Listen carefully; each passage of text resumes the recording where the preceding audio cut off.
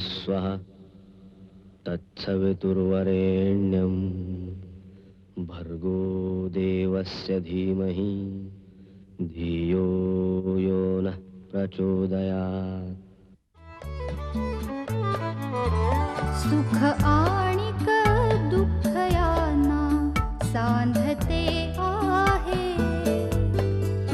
जीवनाशी ती कधीची भांडते आहे।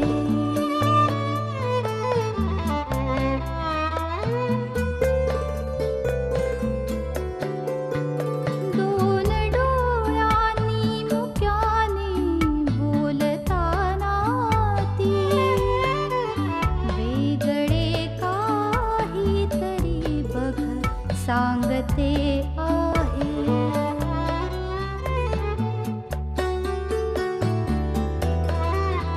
जीवनाचे एक गाणे गात जाताना वेगळीशी चाल त्याची बांधते आहे। जीवनासाठी जणू ही अकस्मिता, सुखाणिक दुःख वेडी अवंतिका।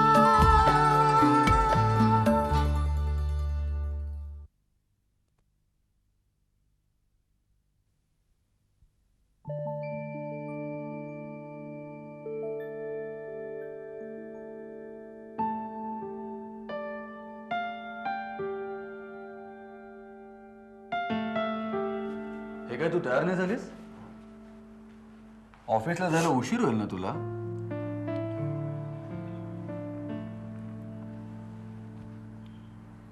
सानिका,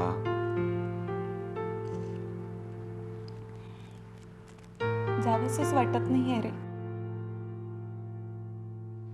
तिथे सगळ्यांसमोर रडायला आलं तर? माझा चेहरा पाहून स्वातीला तर नक्कीच कळेल काहीतरी झालंय। 100 प्रश्न विचारेल ती। काय सांगू? कधी ना कधीतरी लोकांना हे कळणार आहेस ना। किती दिवस लपवून ठेवणार आहेस तू? ए काय लपवताय? गुड न्यूज आहे? ए सांग ना सानिका, अगं सांग ना। सानिका, तुला बरं नाही आहे का? हा, काय झालं? ए सांग ना अभि, अरे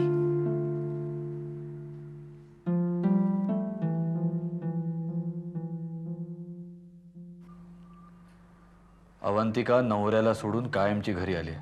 काय? का? काय भांडण वगैरे झालं की काय? का लफडं वगैरे होतं त्याचं? अनिता, ए सॉरी सॉरी, शब्द चुकीचा वापरला तरी कारण तेच आहे ना। म्हणजे माझाच अंदाज बरोबर होता। एरवी एवढ्या तेवढ्या कारणावरून नवऱ्याला सोडून देणाऱ्यांपैकी नाही अवंतिका, मी सांगते ना। शी, हा असा काय निघाला? खरं तर एवढी सुंदर बायको मिळाल्यावर हे त्याला सुचलंच कसं? लग्नाआधीपासूनच होतं। प्रेम असलेल्या मुलीशी लग्न करायची हिम्मत नाही, मग आई वडिलांच्या दबावाखाली येऊन दुसऱ्याच मुलीशी लग्न करायचं आणि दोघींचे लाईफ स्पॉइल करायचं। नाही हिम्मत तर कशाला करायचं प्रेम? आणि यात बळी जातो ना तो मुलींचा, काही दोष नसताना। किती भ्रमात होती ती, सुखाच्या शिखरावरून खोल दरीत ढकलून दिल्यासारखं वाटतं म्हणाले। सानिका, तू आधी शांत हो ग। शेवटी आपण म्हणत होतो ना तसंच झालं, बडा घर आणि पोकळ वासा। तुला खरं सांगू का, या बाबतीत ना आपल्यासारखे मिडल क्लास लोकच परवडतात। नाही अनिता, फसवणाऱ्यांचा कुठला क्लास नसतो, जात नसते, वर्ग नसतो, असते ना ती फक्त वृत्ती, स्वार्थी वृत्ती। स्वतःला सगळं सुख मिळवण्यासाठी दुसऱ्यांच्या भावनांशी निर्दयीपणे खेळण्याची वृत्ती. गुन्हा त्यांनी करायचा आणि शिक्षा मात्र आपण भोगायची. नवऱ्याला सोडून आली म्हणून हेटाळणी तिने सहन करायची. खाली मान घालून तिने सांगायचं जणू काही चूक तिचीच आहे, अपराध तिच्याच हातून घडला. का, कशासाठी?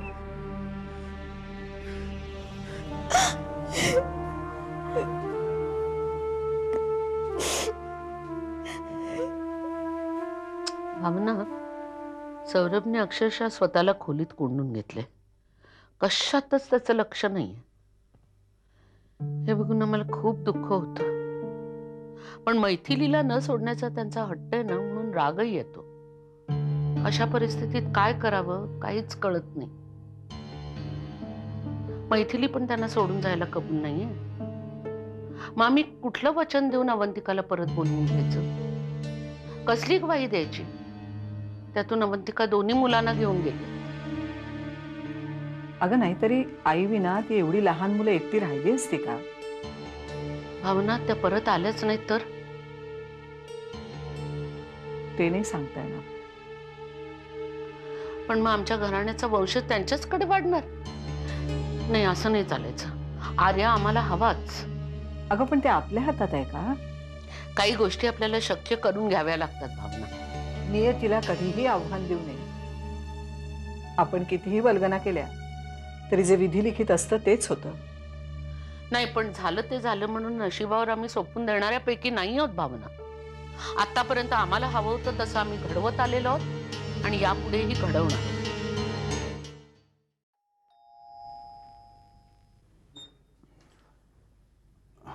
नमस्कार. नमस्कार. नमस्कार. मी डॉक्टर निखिल राजाध्यक्ष, कोल्हापूरहून आलोय. बरं, मग मला तुम्हाला भेटायचं होतं आणि अवंतिकाशी थोडंसं बोलायचं होतं. या.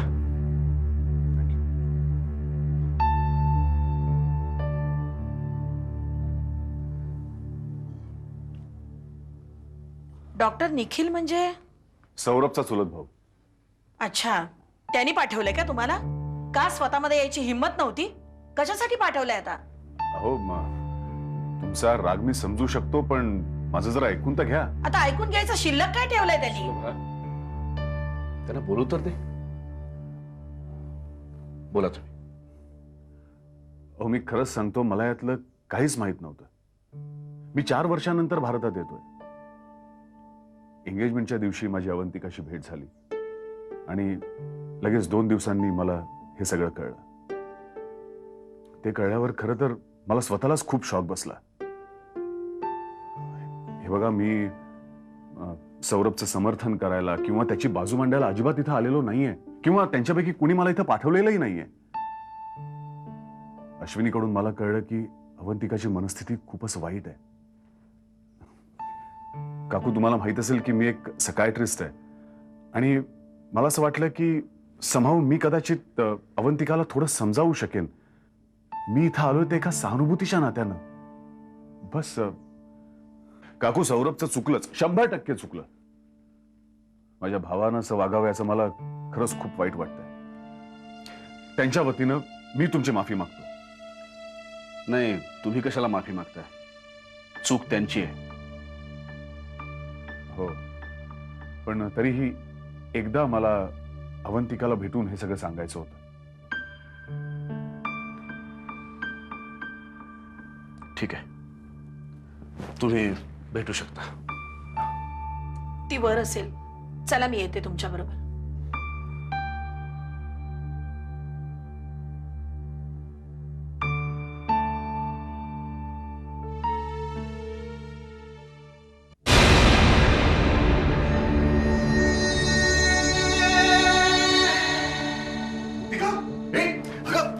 काय करतेस? अगं, भाजली असतीस ना. बरं झालं असतं. असं वेड्यासारखं काय बोलतेस तू? हे आमच्या लग्नाचे फोटो आहेत. ज्या लग्नाचं पावित्र्य जळून खाक झाले त्याचे फोटो तरी कशाला ठेवायचे? हे फोटो जाऊन काही निष्पन्न होणार आहे का अवंतिका? जे घडून गेलं ते तू विसरू शकणार आहेस का? अगं इतकी शहाणी मुलगी तू, असं वेड्यासारखं. अजून वेळ कसं लागलं नाही याचंच आश्चर्य वाटतंय. कारण तू तितकी कमकुवत नाहीयेस अवंतिका.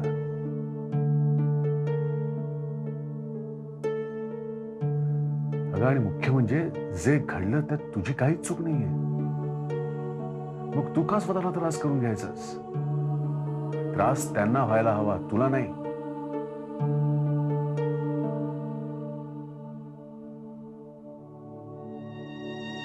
हे बघ अवंतिका, तुझ्या त्रास करून घेण्यानं त्यांना काही फरक पडणार आहे का?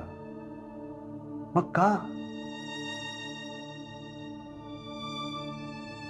मी असं बोलतोय याचं आश्चर्य वाटत असेल तुला, पण खरंच सांगतो अवंतिका, मी याबद्दल जेव्हा ऐकलं तेव्हा मला आश्चर्यापेक्षा लाज वाटली. बिलीव्ह मी. आणि म्हणूनच मी इथं तुला भेटायला आलो.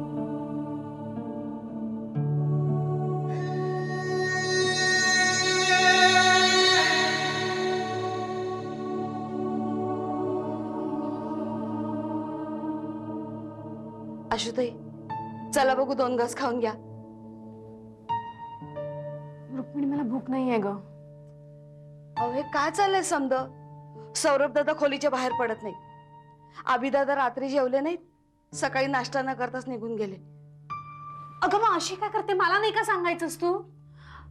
कसं सांगणार आशुताई? तुम्ही रागत असता मला लय भीती वाटली.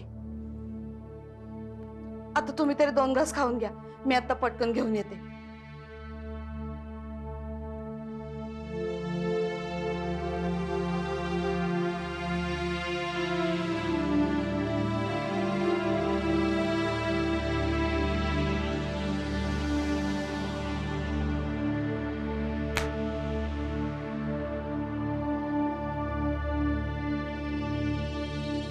निखिल, तुम्हीच काय ते हिला जरा समजावून सांगा.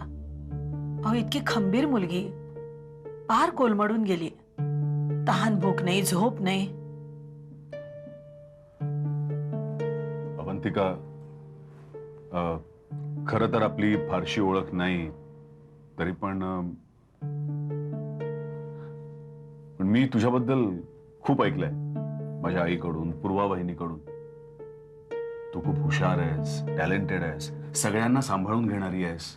काय उपयोग झाला या सगळ्याचा? अवंतिका, हे शब्द तुझ्या तोंडी नाही शोभत. तुझ्याबद्दल मी जे ऐकलंय त्याप्रमाणे अवंतिका ही अशी खचून जाणारी, दुबळी, स्वतःला दोष देणारी असूच शकत नाही. अवंतिका, जगात तू एकटीच नाहीस की जिच्यावर अन्याय झालाय. तुझ्यावर झालाय त्याच्या 10 पटीनं अन्याय झालाय स्त्रियांवर असता काय. तऱ्हेतऱ्हेच्या दुःखांना, उपेक्षांना स्त्रियांनी तोंड दिलंय. अवंतिका, मी परदेशात खूप माणसं पाहिली. आपल्याकडच्या बायकांच्या आणि तिकडच्या बायकांच्या सहनशक्तीत जमीन आसमानाचा फरक आहे. 100 बायका सोसतात, पण त्यातून एक तरी पेटून उठतेस ना. अन्याय झाला, फसवणूक झाली म्हणून आपल्या नशिबाला दोष देत रडणाऱ्या त्या 99 बायकांपैकीच तू एक आहेस का अवंतिका? माणसाला दुःख व्यर्थ मिळत नाही, ते आपल्याला सामर्थ्यच देतं. दुःखाला तुझा दुबळेपणा नाही, तुझं सामर्थ्य बनव अवंतिका.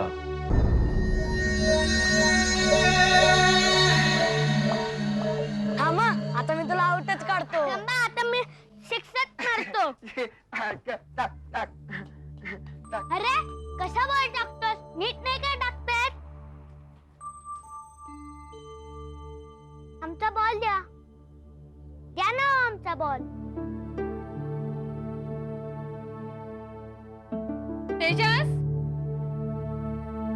चला आता अंधार पडायला लागला, घरात चला.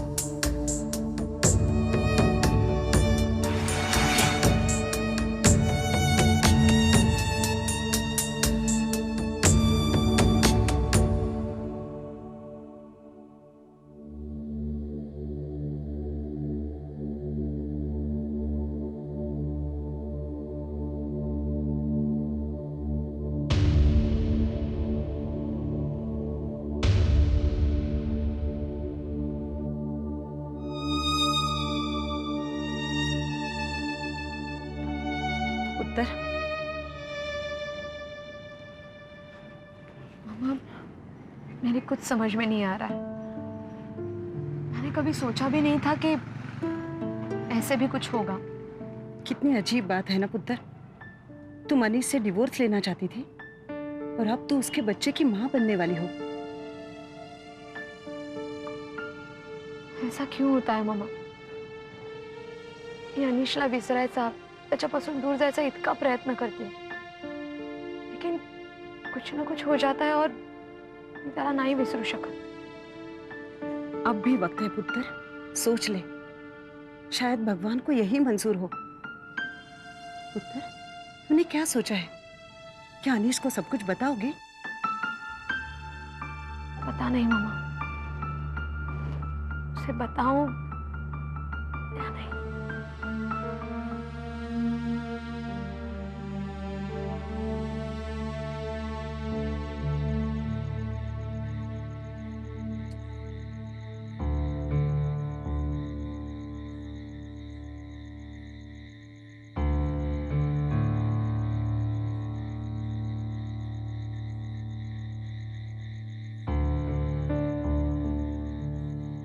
ताईसाहेब, खूप रात्र झालेली आहे, तुम्ही जाऊन झोपा ना.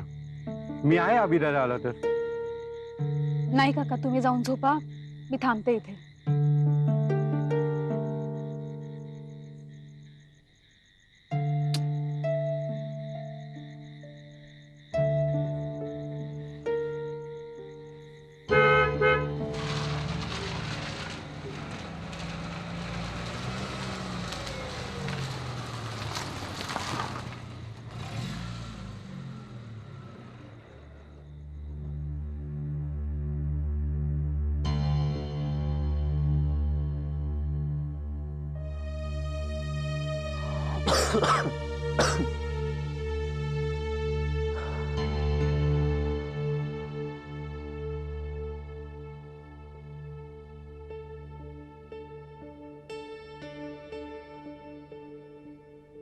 कुठे गेला होतास? तुला विचारते ना मी, कुठे गेला होतास तू? किती वाजल्यात माहितीये तुला? 2 वाजून गेले. तुला माहितीये मी इथे वाट बघत असते घरात, हा? तरी सुद्धा 2 वाजेपर्यंत येत नाहीस तू घरात, हा? एक फोन नाही करताला हा मोबाईल काय फुकटचा घेतलायस, हा? एक फोन नाही करताला चालू नव्हता मोबाईल तुझा, हा? तुला माहितीये मी इथे घरात वाट बघत बसते. उत्तर नाहीये तुझ्याकडे? मी बोलते ना कधीपासून तुझ्याशी, उत्तर नाहीये तुझ्याकडे का? तू सुद्धा गेला होता तुझ्या भावासारखा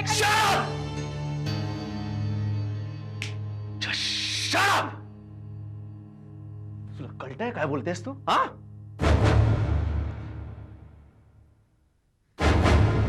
गेले 3 दिवस सांगायचा प्रयत्न करतो, यात माझी काही चूक नाही, कळलं तुला?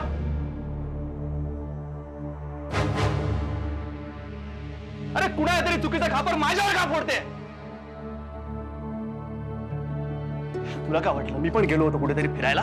हा, ऍश असं असतं ना ऍश, तर आपल्याला मूल होत नाही कळल्यावरच माझं वागणं बदललं असतं, कळलं तुला?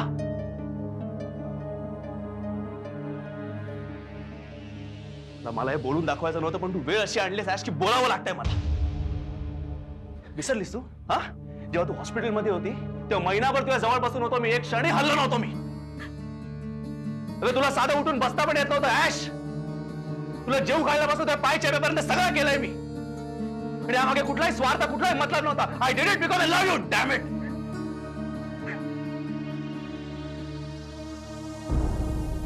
आपण परत आल्यावर जशी तू अपसेट होती ना ऍश, तसा मीही अपसेट होतो. पण तरी मी तुझी मनस्थिती समजून घेऊन माझं दुःख बाजूला ठेवलं आणि तुझी काळजी घेत बसलो.